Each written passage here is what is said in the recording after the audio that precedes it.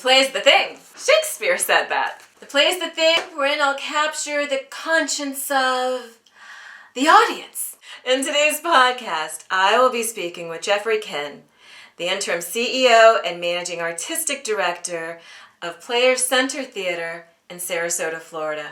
Every year, the Players Center Theater offers an opportunity for playwrights on Florida's West Coast to have their plays read before a live audience. This year, because of the pandemic, those plays will be read on Zoom to an audience all over the world. Everyone is welcome to see these brand new plays from Florida playwrights. I will also be interviewing the 5 playwrights who were chosen this year. So join me on Your Beautiful Day, brought to you by the Gratitude Radio Network. Welcome to Your Beautiful Day. I'm Jennifer Hall, Mother of Gratitude, and with me I'm speaking with Jeffery, who is the interim CEO and managing artistic director at the Players Center Theater. Welcome. Please tell me about Players Central Theater and what it provides to the community in Sarasota. Well, we are Sarasota's community theater. We started in 1929. We were the first performing arts organization in Sarasota, and we're very proud of that. We turned 90 years young this year. So we're excited about, we were the start of it all. We're grassroots. We're not your average community theater. We're quite large. We have about a $1.5 million budget, about 400 seats. So we're a pretty large, we grew up kind of around all these wonderful professional theaters. We have the Oslo and Florida Studio Theater and West Coast and Urbanite and all these great. So, we're probably more like what you would call a pre-professional theater. Everyone is on our stage as volunteers.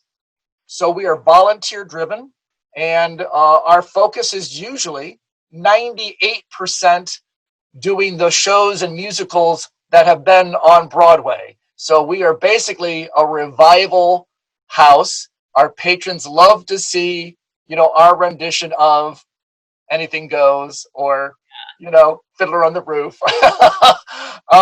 We can squeeze some plays in there now and then, and we've had great success with some of our plays. In the summertime, we do smaller things, and in the summertime, we do what is my favorite part of my job. And that is this festival. If I could make a living doing just this for my community, I would be very, very happy. Well, tell us, when did this new play festival start and how did it come about? Well, it started in 2001 with just a couple of local area playwrights. They came to the then management. I wasn't here at that point. I started in 2007. So they put together this festival. They called it, I think, The Play's the Thing at that point. The Play's the Thing, Shakespeare. And the first year, it was they had 8 people show up. The second year was actually a year that I, as a struggling playwright, put in a play and had it read. I did not win. The next year, I put in another play and I won. So, and then after that following year, the management here at the theater said, Jeffery, would you please maintain and coordinate this festival for us? So I have been doing that ever since. So let's see, 2001, 2, 3. So since 2004, I have been the guy that has, I think, beaten the drum for local playwrights and local actors to really have a voice.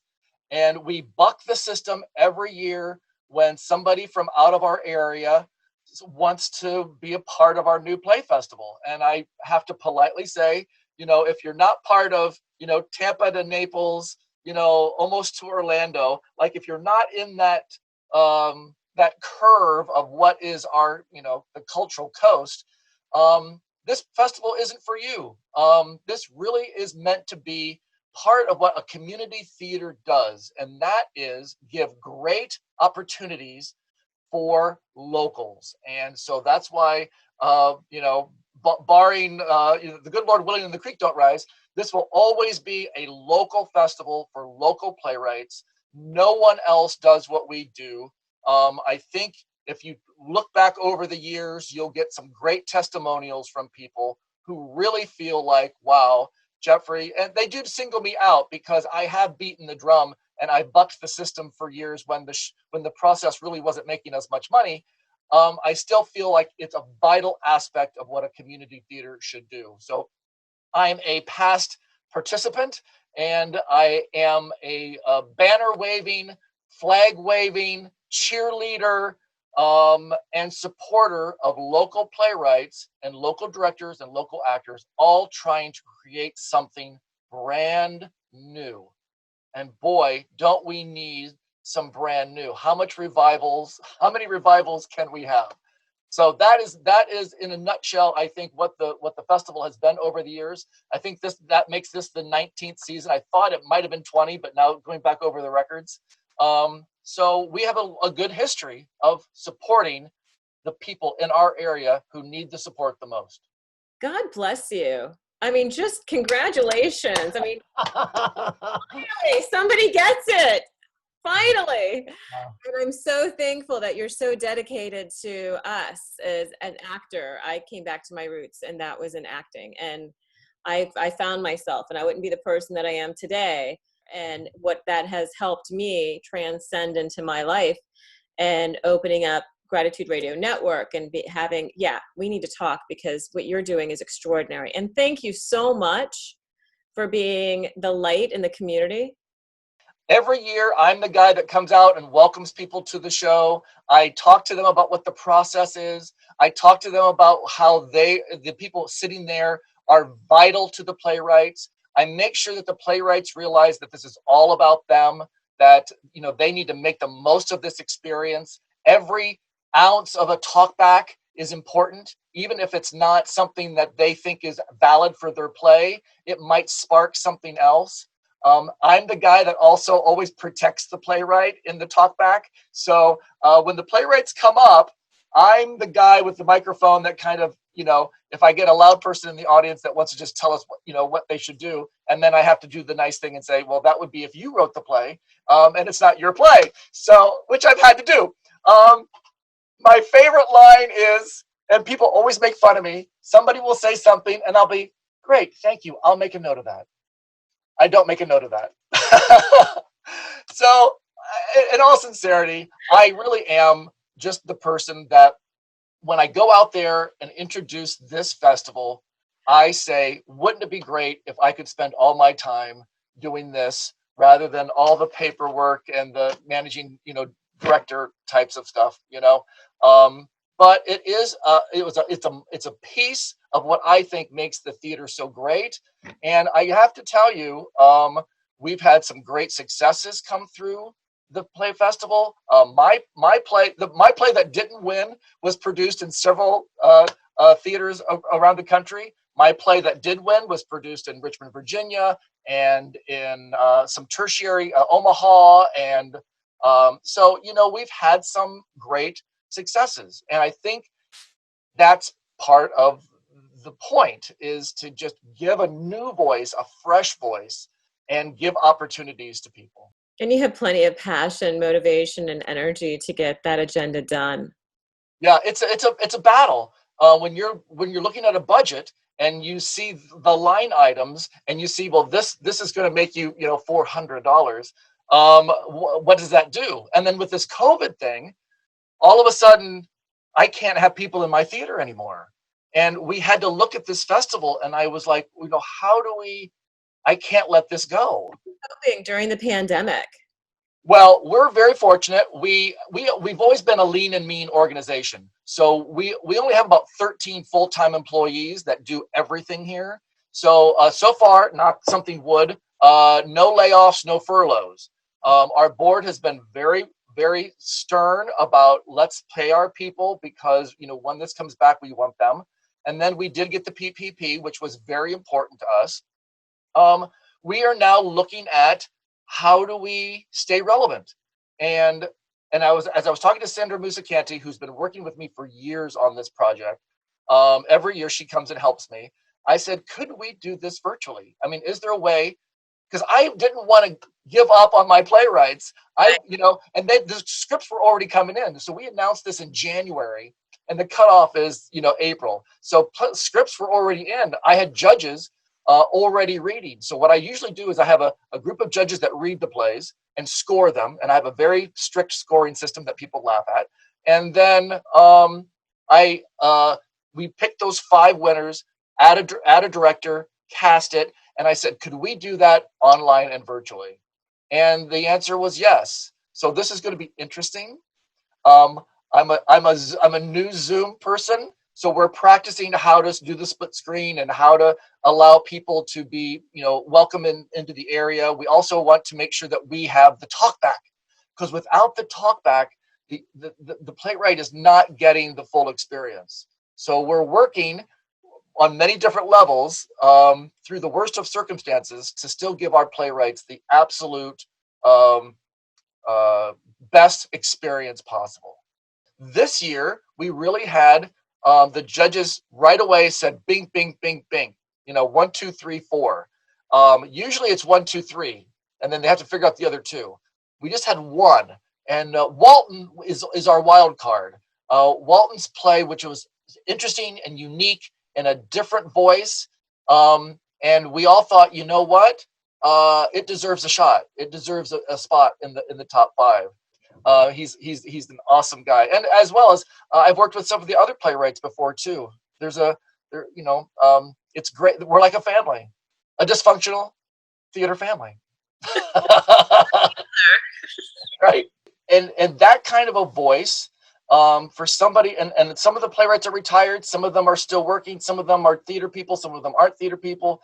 I've taught classes on playwriting. Other locals in the theaters around here teach playwriting. So there are people here that are teaching classes, they're taking classes, they're working on their plays, and I'm happy to just be a part of it and to give them something that they can't get anywhere else.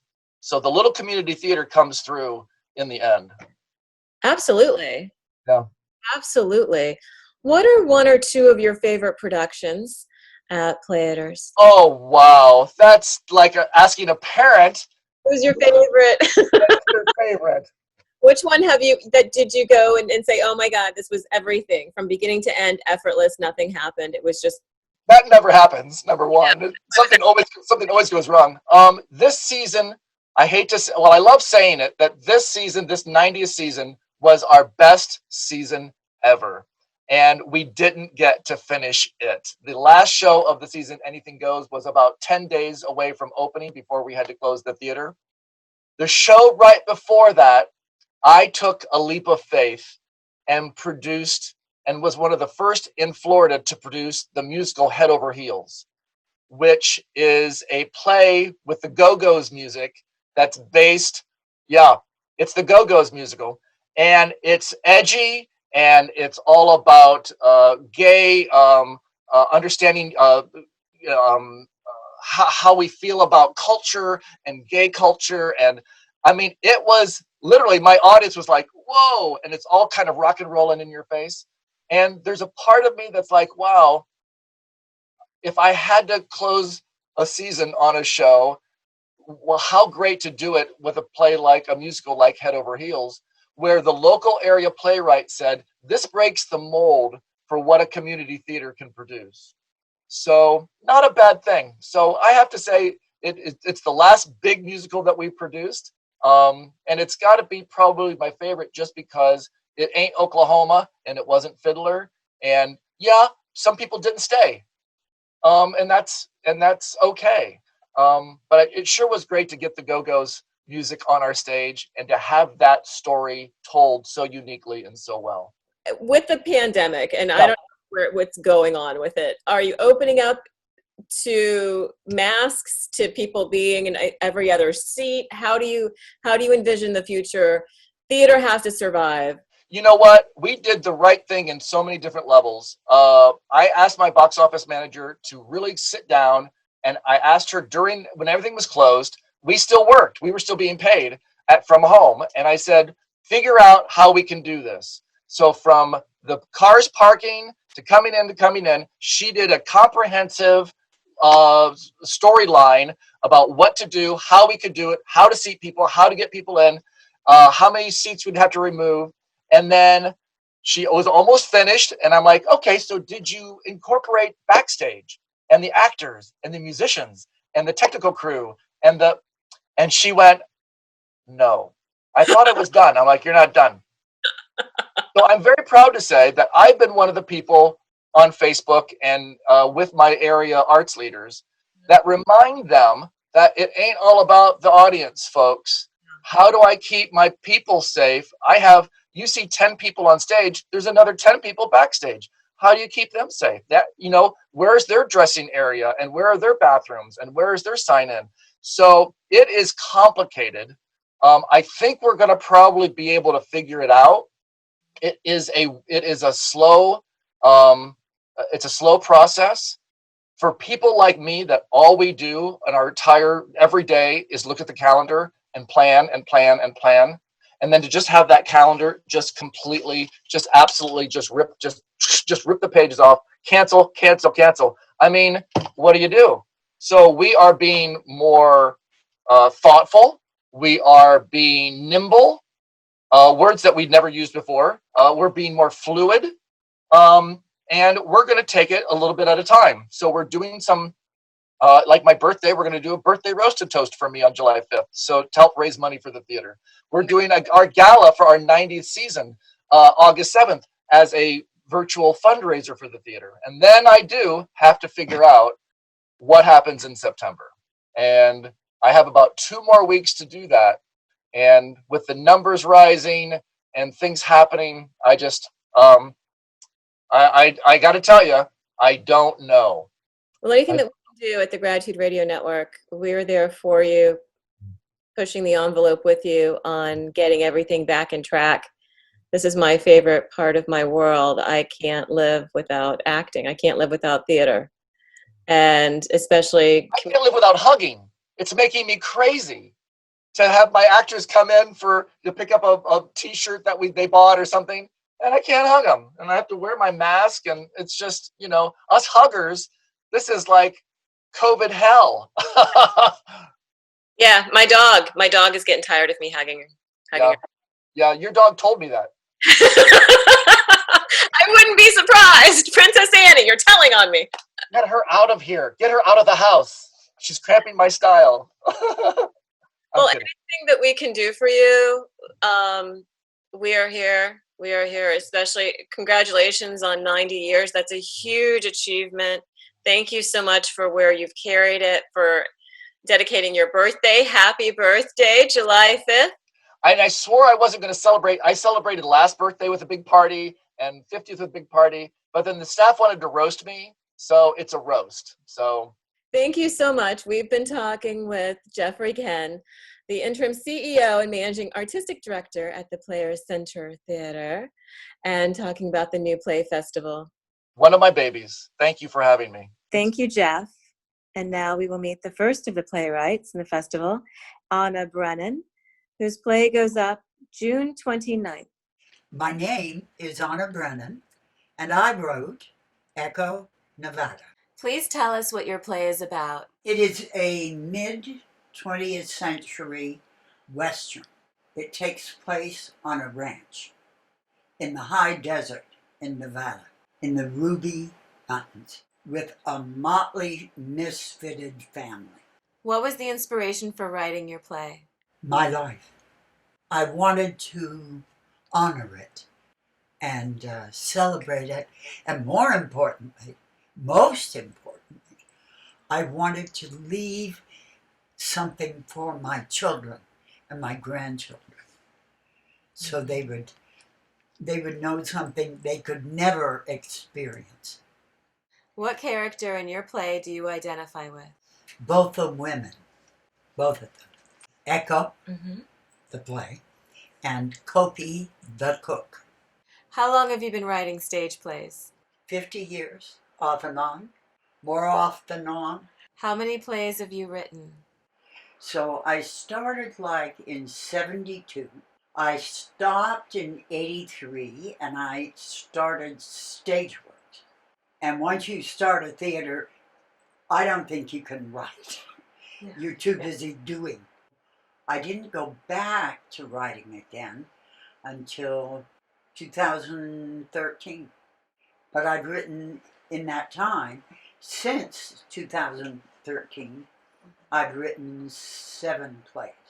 How is this play different than the other plays that you've written? I've written really in 3 or 4 styles. Mm-hmm. This is my Nevada quartet or trio. The 2 I've written so far are in a realistic style or naturalistic. More of a Naturalism. naturalistic. Who is your favorite playwright? Chekhov Chekhov and Williams. and Williams. And why are they your favorite playwrights? Well, Chekhov because You have a connection with him. I think I loved him since I was 14. Mm-hmm. And at 14 I read The Seagull and wept. There's a passion there, toughness. If you've ever spent any time with Russians, and they're very like us. I didn't know it, but as a child, but I felt something, and I thought if his work in translation means that much to me, how powerful he must be. Mm-hmm.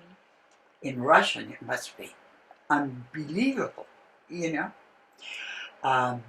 And Williams, because he wrote for women, number one, and he wrote truthfully about women. Williams maybe made a lousy poet, but he made a Pulitzer Prize winning multiple times playwright. And he wrote for women. I love that. He had great empathy for women. You look at Blanche and Stella. Yes. Oh my God. And then, you know, what's the other one? The Cat on a Hot Tin Roof. Mm-hmm. Wow. Woo! That comes and gets you. Yeah. The scene between Brick and his father. Oh. How many well-written plays include a father-son? There's the key word is authenticity. Mm-hmm. He writes with that, with a poetic flair. He's lyrical. He captured the South. He captured women. Yes. He captured the zeitgeist of that period. And he wrote, well, I've never forgiven the critics. The last play he wrote, they absolutely decimated, massacred, savaged it. And I think it's absolutely gorgeous. Clothes from a Summer Hotel. Look at that name. What a gorgeous name. That was his last. And he kind of went back to trying to write in that episodic structure, like Brecht. And I don't think he ever mastered it. But it's about F. Scott Fitzgerald and Zelda, which is amazing. It's an American story. I think it's brilliant. Who was your inspiration growing up? My brother. He said to my mother when I was 14, she'll either be an actress or a whore.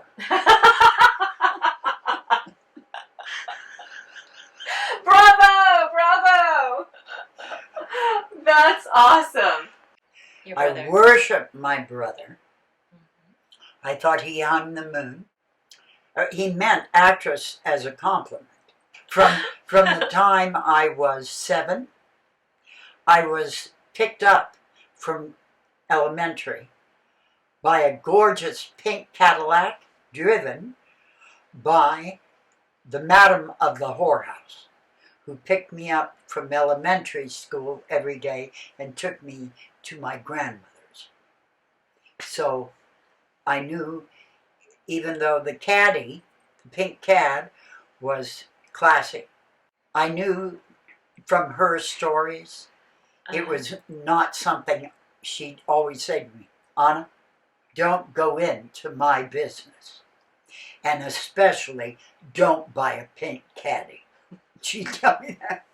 Your reputation precedes you, my dear, of being a perfectionist, and if it wasn't for you, theater wouldn't be where it's supposed where it is. And Who said that? everybody. Really? Yeah, you're really honored. Well, that is, honey, you made my day. Oh, thank you. That's beautiful. Yeah, I always said, I don't care if people hate me. Just do the work and make it great. Exactly. Yeah. Exactly. But I put my favorite quote out that I give to everybody. See down there, the little paper in the plate? Oh, I love that. I love that. And that's my favorite. Do one thing at a time and do it simply. I love that.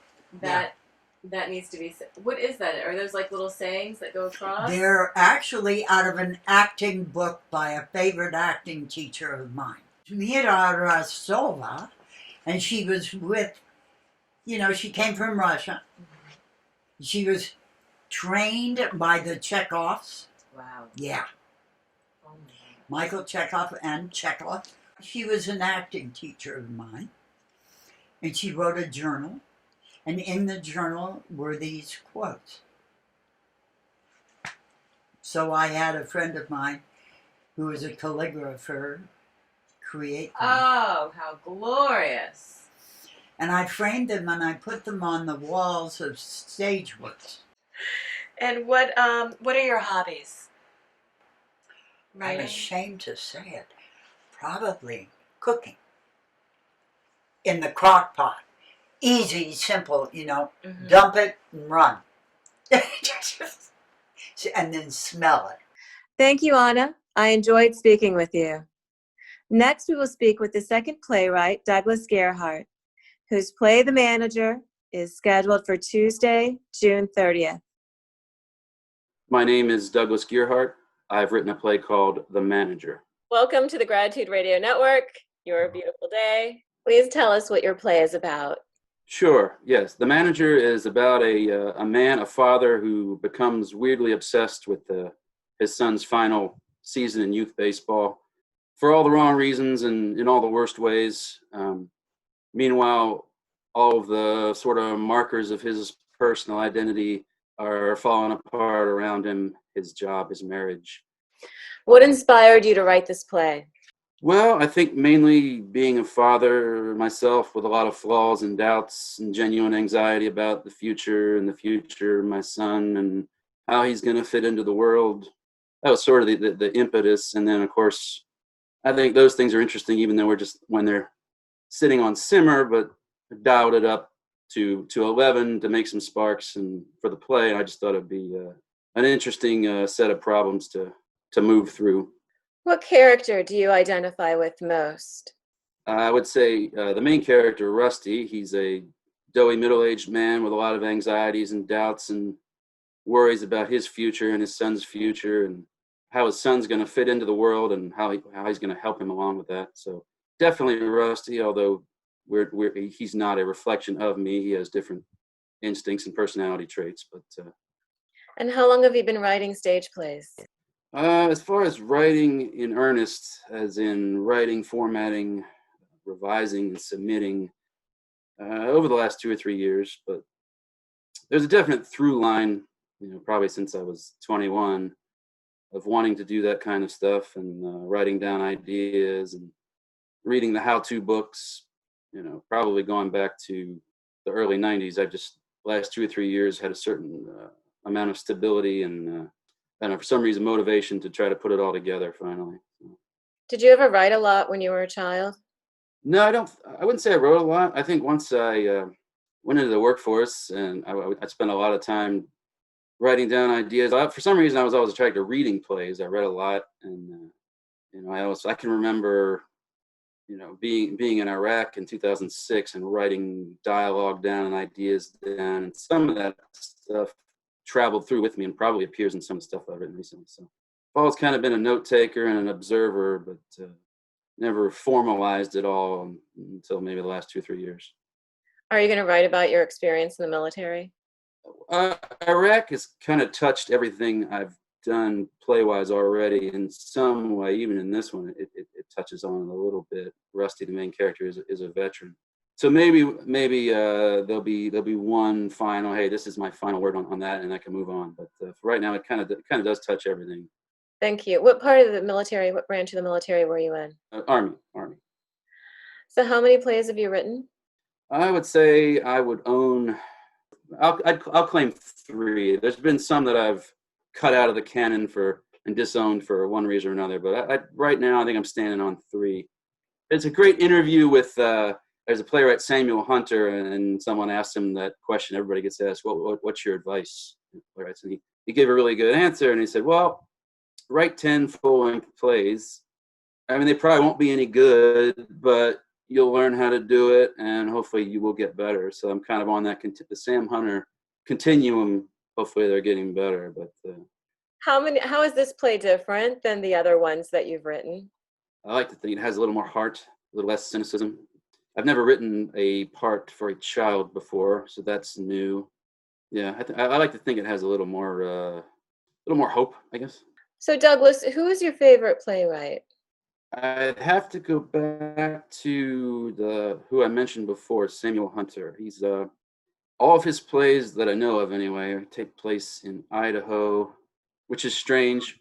And he writes about just normal everyday people with characters they aren't comfortable middle-class, college-educated people living in New York, which, a lot of plays sort of center on that, and for reasons you can imagine why. But he seems to be able to write about ordinary, flawed people in very interesting situations, and he's probably the who I'd put on top. I would absolutely read anything or try to see anything by him. And then there's some Sam Shepard. I think I was moved by when I started out reading plays. Somebody turned me on to Martin McDonough lately, and I went through quite a few of his recently, and I recognize the brilliance there, even if I don't care for that level of graphic violence. But it's interesting stuff. What draws you into reading the plays and caring about what you're reading? That up close and personal window into a character's life.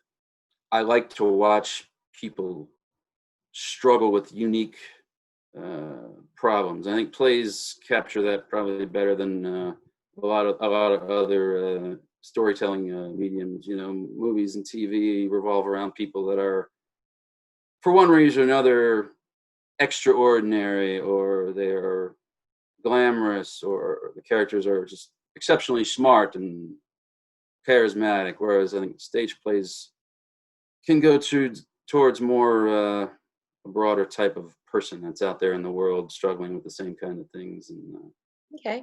Who was your inspiration growing up?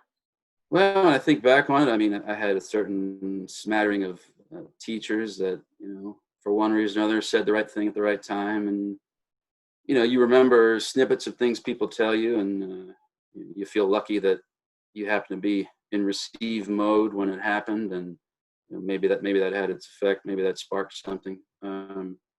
What are some of your hobbies? Do you have a hobby? Well, playwriting is definitely a hobby. It's not any sort of source of income.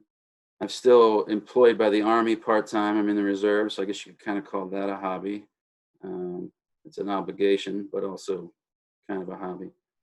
Other than that, just reading and spending time with my wife and son. Okay, is there anything that you'd like to add? Yeah, I mean, very humbled to be a part of this process. I told the actors and the wonderful actors and director that are helping this play along, and they're the professionals, and I feel like I'm just being allowed in the room it's fantastic. And if it all stopped now and all I had to go on was our one Zoom rehearsal, I got so much out of that. I told everybody that I'm now their new biggest fan, all the actors and the directors. So it's been a great experience. Thank you, Douglas. And thank you for your service. I'm so proud of you.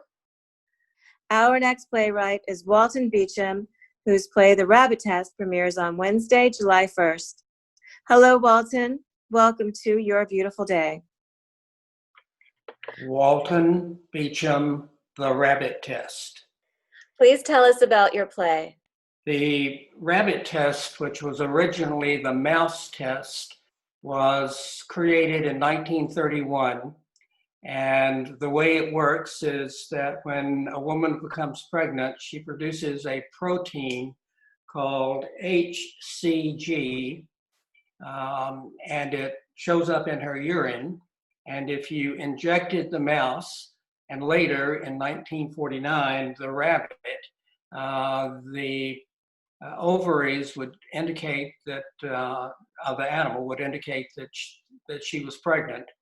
And they had to kill the animal in order to cut it open and observe the ovaries. So that's what the title is about. But what the play is about is a young woman who was really a product designer for a pharmaceutical company, realized that she could mix the HCG, if the urine had HCG, with a chemical compound, and it would turn red. And if it turned red, it meant it was that she was pregnant, and she could do it in her own home. No animals had to die, and so it just seemed like a perfect solution to determine early pregnancy. The problem was that for 10 years, there were obstacles put in her way, mostly by middle-aged or elderly white men, to prevent the early pregnancy test from coming to market.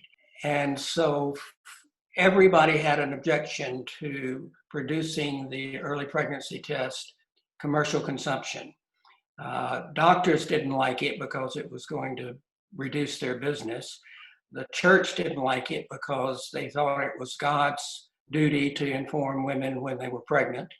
The FDA, because everybody objected to it. The Catholic Church objected to it, the medical profession objected to it, the pharmaceutical companies objected to it, husbands objected to it, and it was just a nightmare for women's reproductive health, which has been typical of women's reproductive health for a long time in the 20th century. There have been obstacles put in the way of giving women the tools that they needed in order to make decisions about their reproductive bodies. So that's what the first half of the play is about. All of the obstacles and problems that the original EPT encountered. The second half of the play, 50 years later, is about researchers at Georgia Tech who have discovered a female libido enhancer. And it's possible that this could come to market at some time in the future, but parallel to the development of the early pregnancy test, the female libido enhancer is going to undergo many social and pharmaceutical problems before it can be approved. And that's what the play's about. It's a social comedy, but it's definitely an absurdist comedy that deals with a lot of important women's issues. What was the inspiration for you writing the play? An article in the New York Times. What character do you identify with most? Well, the character I like the most is the biker. The biker is maybe 16 years old. He's gotten presumably the 15-year-old daughter of Mom, who is an insufferable upper-class white woman. The young girl has gotten pregnant by the biker, and the biker and the mom butt heads all the way through. And he's terrific. So is Mom in a way, but she's just more of a stereotype. How long have you been writing stage plays? Well, I wrote my first play maybe 40 years ago, and I lost it. And I didn't discover it for another 25 years. And once I discovered it and liked it, still liked it, I decided to start writing plays. I'm trained, my MFA is in fiction writing. So I've been writing novels for many years, but playwriting is more fun. I love it. How many plays have you written? 12 full-length plays, and then some short plays. And how is this play different than the other plays that you've written? Well, all of my plays are about how society sees and doesn't see women. And the first play that I wrote since losing the play from 40 years ago is called I Am Barbie, which was produced by an Equity Theater in Houston. And that play is about how our society misperceives Barbie and what she stands for and how iconic she is and how Barbie is really a mythological figure. And so from there, I began writing a lot of plays about women. One of my favorites is about how a woman can disappear and can be recreated in a man's imagination as long as he believes in her. And when he stops believing in her, she disappears again. And it's just hilarious. She becomes a Playboy model on a billboard. And when it rains, her bikini washes away because it's been painted with water-soluble paints. And the billboard was created in order to improve the morale of the construction crew who was having a hard time finishing the building. So anyway, I write about women, the images of women and the importance of women in contemporary society. Bravo. Who was your favorite playwright? Right, Edward Albee, Who's Afraid of Virginia Woolf? And what was your inspiration growing up? Did you have someone that inspired you? And yes, of course. And outside of my family, my parents, my father was an architect and my mother was a concert pianist. My academic interest was in rocket science. And so I went to engineering school and I built rockets. And the people I was most influenced by during that time of my life were people like Robert Goddard and Werner von Braun, rocket scientists. And it wasn't until I got to graduate school and was studying writing and literature that I had a real model who was my poetry professor. His name was James Whitehead. And, my influences have been mostly academic. My teachers have been really important to me, which is why I stayed in college forever and have 4 college degrees. Very cool. And the reason why I asked that is because we don't have a lot of mentors growing up for kids these days. Right. I'm sure my father, the architect, inspired me. I also design and build houses, and that comes directly from him, of course. Every afternoon, he would take me to the job site and allow me to pick up nails and scraps of lumber, and I would bring them home and build something out of them. And that was clearly a childhood inspiration. And when I'm writing fiction, I regard writing a novel almost the same as designing a house. You have to know who's going to live in what rooms and how they get in and out of the house and how they're going to interact with the people who come into the room. And that absolutely came from the inspiration of my father in my childhood. Thank you. What are some of your hobbies? Designing and building houses, writing plays. I used to play golf, but I don't golf anymore. And I don't really have what you would call hobbies. I'm not a member of a chess club or anything like that. So I just sit in my room and write. Well, if I need a house designed, I'm coming to you. Oh, good deal. Thank you, Walton. I appreciate you being on the show, and congratulations on your success. I hope you'll tune into the play Wednesday, July 1st. Absolutely. Okay, Jen, it's a pleasure meeting you. It's a pleasure meeting you too, Walton. And let me introduce our audience to Catherine Powell, whose play is scheduled for Thursday, July 2nd. My name is Catherine Powell, but I go by Kitty. I prefer Kitty. And the name of my play is Next Wife. Please tell us what your play is about.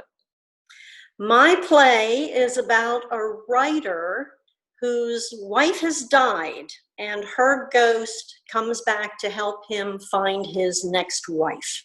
And what inspired you to write this play? Probably my husband. I used to always jokingly, we've been married 38 years, and I used to always jokingly say, if I die, you're not going to marry some young chippy. No, you have to marry a mature woman. I've got you all trained up to be a good husband.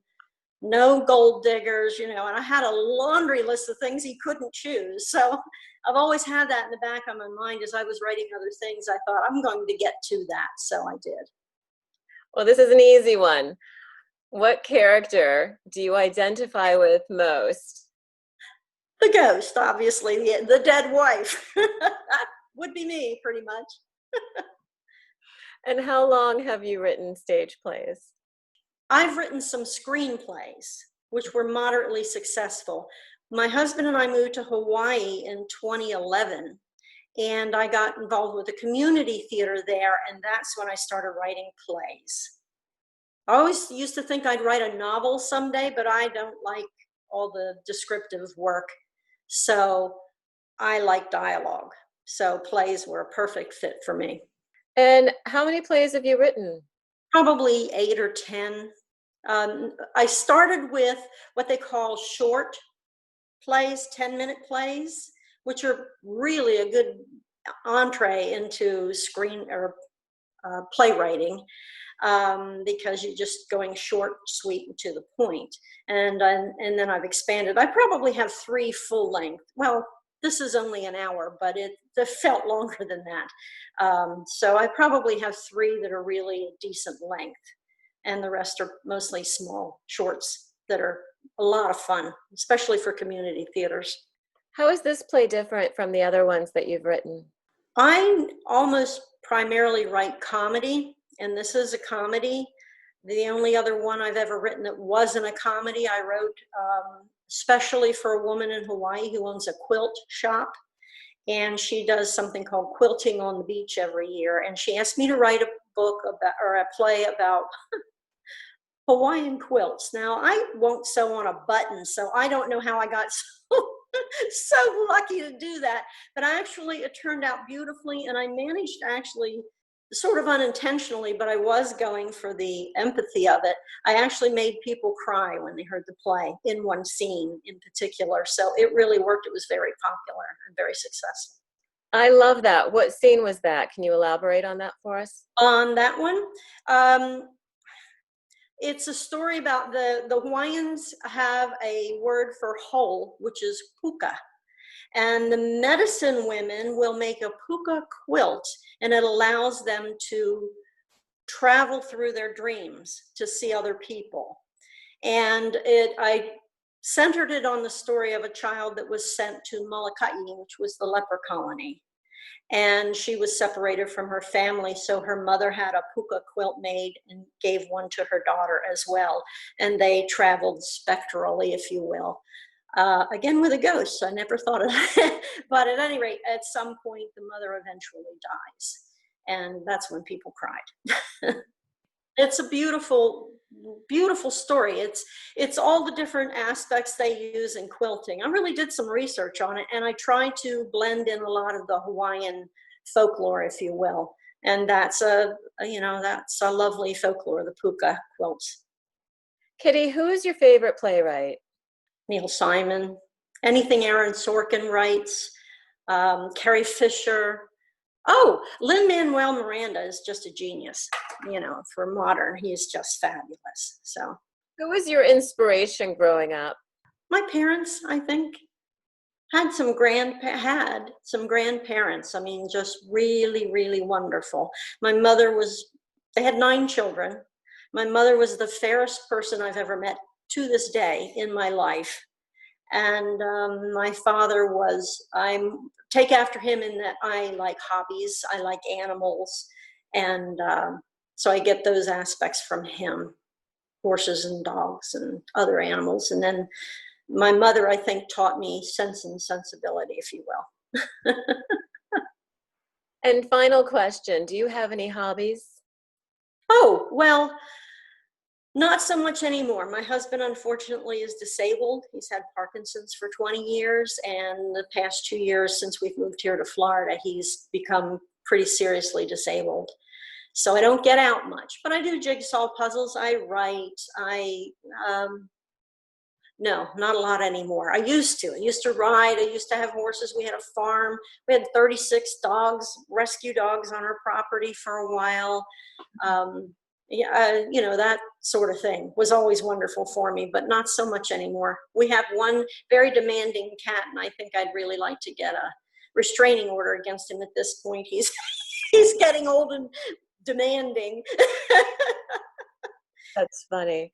Well, thank you so much for being part of our show. We appreciate you so much, and congratulations on your success, and hopefully many more successes. Well, thank you so much. Lovely to meet you. And finally, we have Jim Moss, whose play goes up Friday, July 3rd. My name is Jim Moss, and my play is Medium Well Done. What is your play about? My play is a murder mystery farce that takes place at a desolate mansion in upstate New York. 5 strangers are invited for business, but the business turns out to be a seance where the spirits reveal things that each of the strangers would prefer not to be revealed. What was the impetus or inspiration for writing this play? I was in a Robert Parker play, Sin, Sex, and the CIA, at the Just for Laughs Dinner Theater in Largo, Florida. And the producer of the theater told me that they would be looking at plays to do next season in a few months. And I'm egotistical enough to think that, well, I could write a farce just as funny, if not funnier, than this play I'm in. So I decided I'm going to write something and I'm going to offer it to them. I didn't have any ideas for full-length farce, but I have a trunk full of one-act plays at home, and I figured, well, I could probably expand something. And a few years back, I had written a few murder mysteries for an interactive murder mystery theater company, and these were more audience interactive pieces. And so when I was trying to convert one into stage play, and I introduced a bunch of new characters, and they just took over. And they ended up changing the entire plot, and I ended up with an entirely different mystery and an entirely different play. I don't think anyone, in fact, would be able to recognize that the one play came from the other one. And this production I'm in, the theater closes down because of the virus. So then I had time to write and wrote most of this in about 2 weeks. So this is my pandemic play. What character in your play do you most identify with? Danny is a vaudeville radio comedian. Was very quick-witted, and he was a lot of fun to write, and I ended up having to cut a lot of his dialogue because he would break off onto these tangents that were not suited for the plot. How long have you been writing stage plays? Since I was in junior high. That's decades ago. And how many plays have you written? I've written probably over 150 plays, most of them one acts. I've written over only 5 full-length plays, and this is the 5th one. And how is this play different from the other plays that you've written? Well, let's see. I've written, in the sense of full lengths, I've written 2 dramedies, 1 tragedy, 1 comedy. This is the only full-length farce that I've written, though I've written a lot of one-act farces. Who is your favorite playwright? I really like Tennessee Williams. His plays are phenomenal. Streetcar Named Desire, Cat on a Hot Tin Roof, they're classics of American theater. And even his stage directions, they're literature. You only get to really see and read the stage directions if you're an actor, if you read the play. But his descriptions in the stage directions of Stanley and Blanche and Maggie are phenomenal. How many awards have you won? A handful, I guess. I won 3 awards for one play called Tagged, which also won an award in London, UK. I was very happy about that. And won an award here in Sarasota at Theatre Odyssey, and also won at the Pittsburgh Theatre Festival. It was a half-hour, one-act play, and probably the best thing I've written. Who was your inspiration growing up? I was really inspired by Saturday Night Live. I wanted to be a skit comedy writer. I loved skit comedy, and that's what I wanted to do.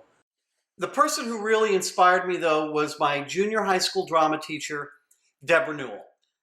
I was disappointed by the selection of plays that the school had for our Halloween drama show that year, and I decided to write my own Halloween play, which Ms. Newell and my school accepted and staged, and that started me on this whole playwriting thing. So I can thank a teacher. Thank you, Ms. Newell. What are your hobbies? Well, recently I've gotten into LARPing, which is live action role play. I like gaming. I like playing different games, and I also like improvisation, and I also like theater. So LARPing is kind of a combination of game playing and improvisation. So on occasion, I join a bunch of other LARPers, and we go out to, for example, the Ocala National Forest, and we, engage in different characters and beat each other up with buffers. So it's a lot of swordplay with foam swords. So join the Players Center Theater on the week of June 29th for 5 plays from West Coast Florida playwrights. And remember, you're blessed, you're loved, you're sacred. Mwah. Have a beautiful day.